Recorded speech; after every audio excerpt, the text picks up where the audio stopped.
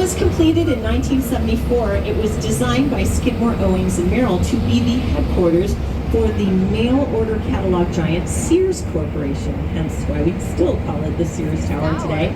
So that's why they needed those giant floors lower down. They were consolidating all the employees into a single location. But Skidmore, Owings and Merrill, they had their eyes set on building the tallest building in the world. So they convinced Sears that if you had some smaller sections of the building with smaller footprints, you could lease those areas to tenants and make a little extra money.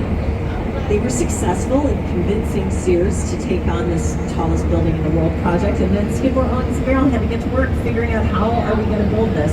So they devised a new construction technique that's known as bundled tube construction. Because the Willis Tower is not a single building. It's actually 9 individual square tubes that are bundled together to hold the building up and resist the force of wind blowing on it from the sides.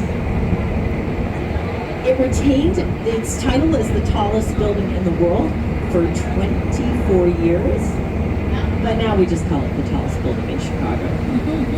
Off to the right-hand side, you will see a silver statue, a very large silver statue, perched on top of a pyramidal-shaped roof.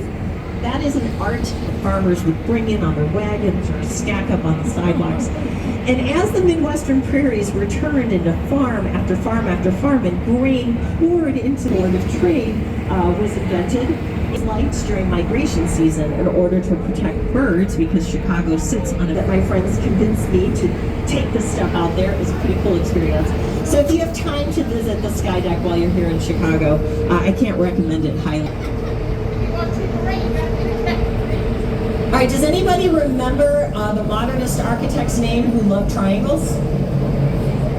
Wyss, yeah, that's right, Harry Wyss.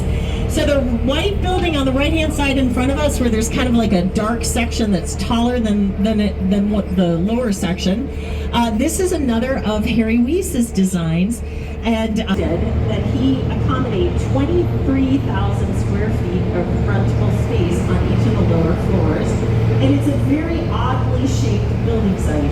So this design is actually the 19th iteration of him attempting to accommodate all of the requirements that the real estate developer placed on him. And it's just kind of cool that he was able to use it, to solve it using his favorite shape. I love how these columns at river level, the columns are actually squares, but he has rotated their orientation by 45 degrees so that they look triangular when you're going by at street level. I'm going to grab a sip of water. I have just a second before we get to our next building.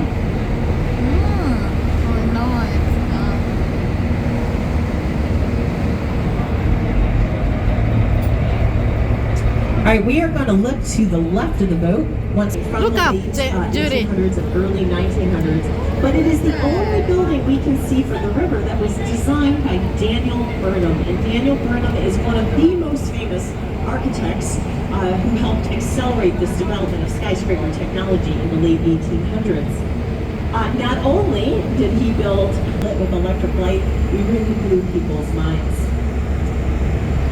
Immediately to the left here, this light brown building is another Art Deco tower from 1929. This one was designed by Holabird and Root. It was originally home to the Chicago Daily News.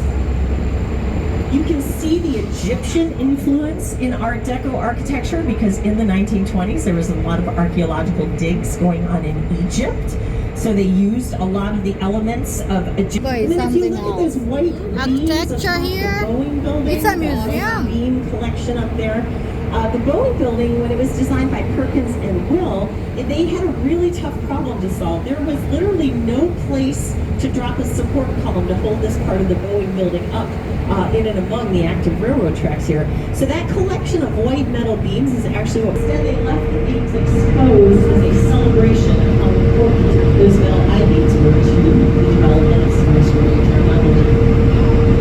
Oh, we are back at the Native American Tower here on the right, and I forgot to show you one of my favorite quotes.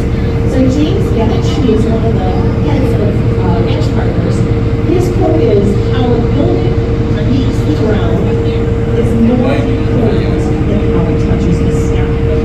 And I love that philosophy because he's more concerned with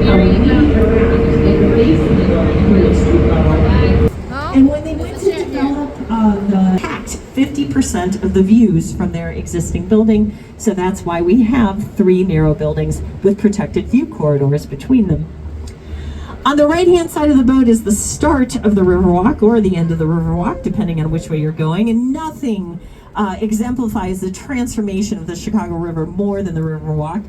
You can actually walk uninterrupted all the way from here to the lake at river level. The Riverwalk was envisioned by Daniel Burnham, that famous architect that I talked about, when he put together one of the first urban